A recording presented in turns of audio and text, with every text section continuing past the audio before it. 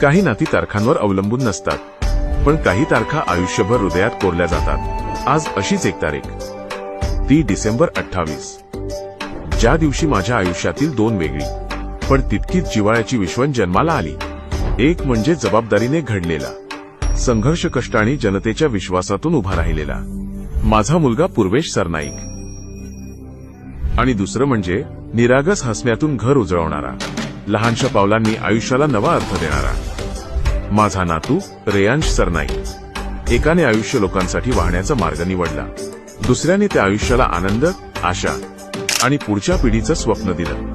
हे नातं फक्त बाप आणि मुलगा किंवा आजोबा आणि नातवाचं नाही, तर हे नातं आहे संस्कारांचं, प्रेमाचं आणि पुढे चालत राहण्याच्या विश्वासाचं आहे. देवाकडे एवढीच प्रार्थना, पूर्वेशला जनसेवेची अधिक बळकट शक्ती मिळो आणि रेयांशच्या आयुष्याचा प्रत्येक दिवस निरागस, सुरक्षित आणि उज्ज्वल असो.